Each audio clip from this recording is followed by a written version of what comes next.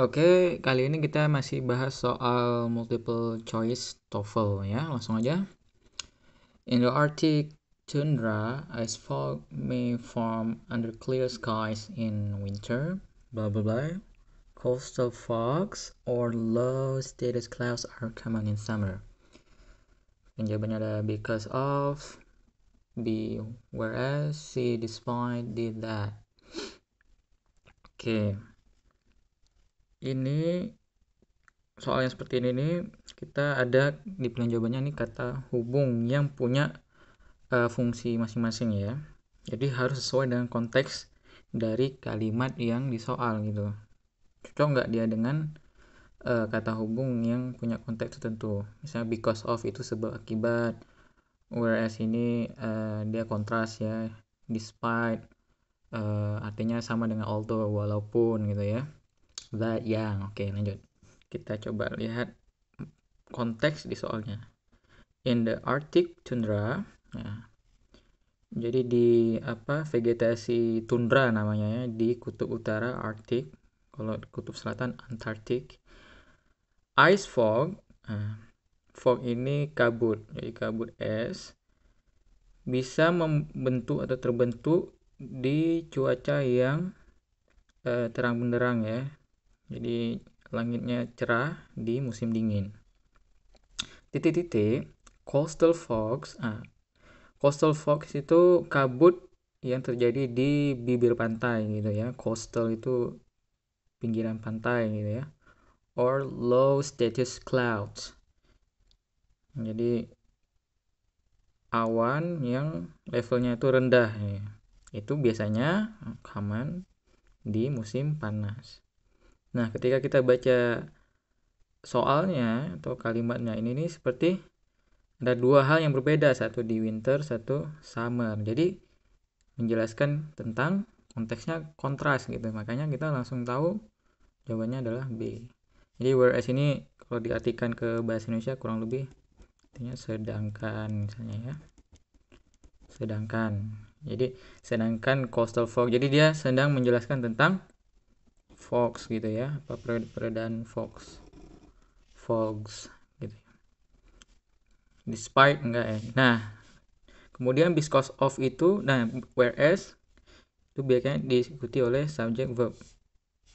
Ada subjeknya, ada verbnya ya. Subjeknya coastal fog or low status clouds itu subjeknya, kemudian kata kerjanya adalah are gitu ya. Sedangkan because of itu diikuti oleh noun atau noun phrase. Dari pola grammarnya aja udah keliru gitu ya. Nggak bisa kita pakai because of. Walaupun sebenarnya ini lebih ke konteks pemanaannya, konteks language di dalam sentence-nya. Despite ya diikuti oleh noun atau noun phrase juga gitu ya. That yang bisa diikuti oleh kalimat gitu ya. Oke, lanjut.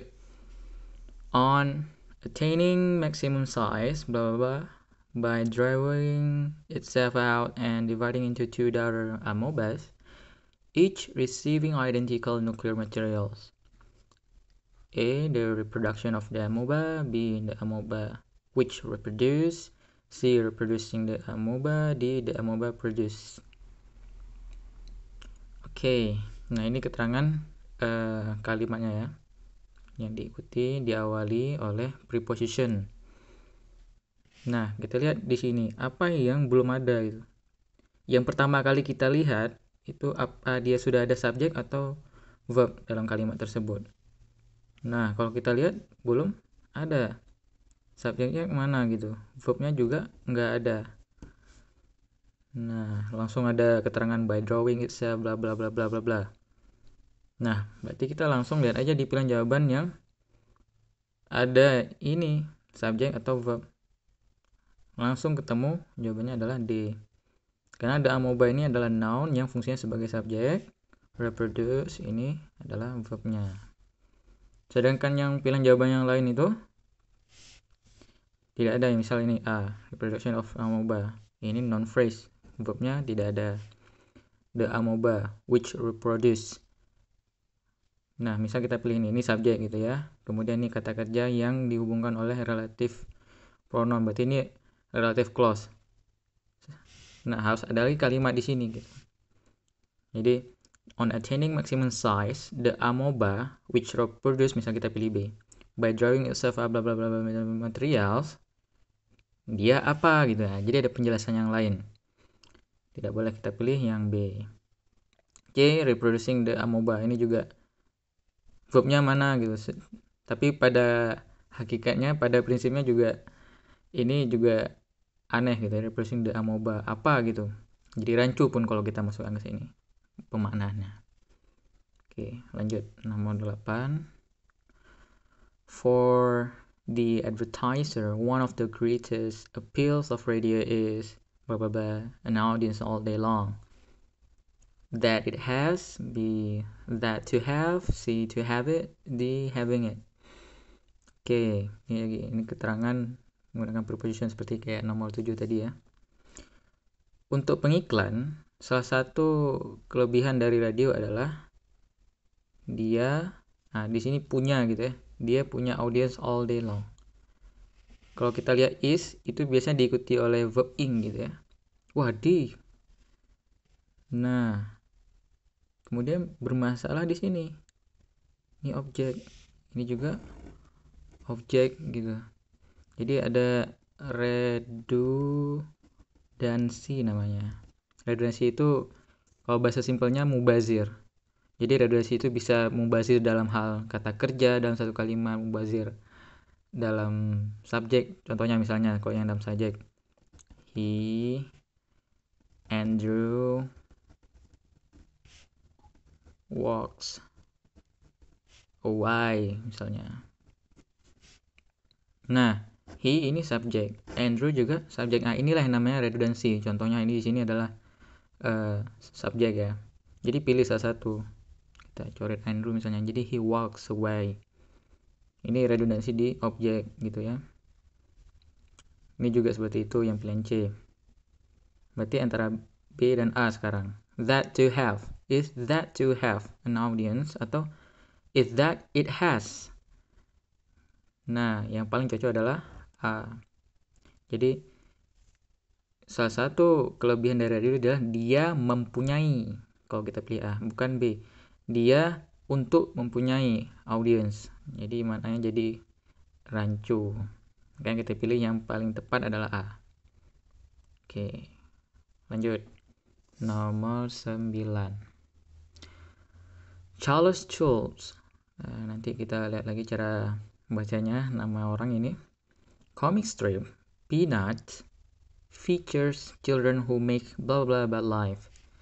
A funny wise statement that, B, which funny wise statement, C, statements are funny but wise, D, funny but wise statement.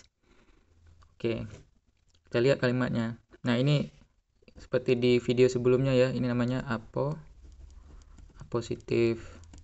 Positif itu keterangan. Dia bisa bentuknya apa? Non phrase atau non clause. Nah, itu aja yang harus dipegang. Nah, ini kebetulan non ya. Dia ke sini non. Peanut. Nah, kemudian features ini verbnya. Siapa subjeknya ya ini? Charles Schulz comic strip. Nah, dia kayak verb S gitu ya. Features. Children who make. Nah, ini kita lihat aja yang paling simple di sini di pilihan jawabannya. Dia diikuti langsung adjektif gitu ya. Langsung aja adjektif. Kemudian ada pilihan jawabannya adalah D. Kemudian diikuti oleh kontras, kata hubung kontras but. Ini adjektif. Ini noun. Jadi udah sesuai aturannya. Rapi dia. Jadi kalau teman-teman lihat di pilihan jawaban, lihat aja yang paling simple. Yang paling simple. Kalau kita lihat di antara A, B, C, D ini yang paling simple adalah D. Coba lihat A misalnya. Funny, wise statement that about life. Jadi terlalu kacau balau yang nggak rapi dia. Yang B, which funny. Ya, who make which funny. Jadi terlalu banyak relatif pronoun di situ, terlalu banyak kata hubung. Udah ada who pakai which lagi gitu ya. Jadi juga kacau. Ini juga seperti itu. Yang paling tepat adalah D. Lanjut nomor 10. One of the major rivers of the western United States, blah blah blah, flows for some 1,500 miles from Colorado to northwestern Mexico. Okay, A, it is the Colorado River. B, the Colorado River which. C, and the Colorado River. D, the Colorado River. Oke. One of. Jadi one of itu dia diikuti oleh benda yang jamak. One of, misalnya one of the player. Nah, ini. Jadi kalau teman-teman ketemu yang namanya one of ini ya, dia selalu diikuti oleh non plural. Nah, kemudian verbnya itu harus tunggal. Tapi verbnya diikuti verb tunggal. Misalnya one of the player. Jadi kalau kita lihat players, oh ikut dia harus kata kerja plural juga gitu. Enggak, khusus untuk yang ketemu ada frase one of, dia harus verb singular. Contoh, one of the players go gitu ya, players. Oh enggak, tapi dia refernya ke frase one of ini, jadi goes to beach misalnya ya, seperti itu. Nah, ini kita lihat one of the major rivers of the western United States. Ini sama kayak soal nomor berapa tadi yang ada apositifnya, nomor 9 ya. Nah, berarti di sini perlu kita masukin apositif. Apositif tadi apa? Noun, non phrase, non clause. Cari aja di pilihan jawabannya. Langsung ketemu D. Ini non phrase ya. Kebetulan dia non phrase. Jadi one of the major rivers. Jadi dia ngomong tentang sungai ya. Oh, sungai Colorado. The western United States. Nah, bendanya satu di sini. The Colorado River flows. Ini verbnya. Sama pola yang kayak nomor 9. Ini subjeknya. Ini keterangannya. Ini verbnya. Kalau and the Colorado, ini ada hubung and-nya ini yang bermasalah. Jadi rancu ketika diartikan.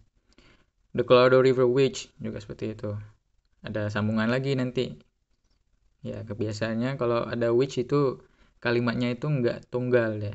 Ada penjelasan lagi. Ini ada subjek, ada verb lagi. Sedangkan kita perlu cuman noun, non phrase atau non clause di sini. Jadi begitu.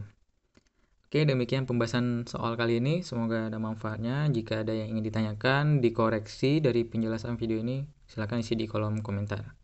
Sampai jumpa di video-video selanjutnya.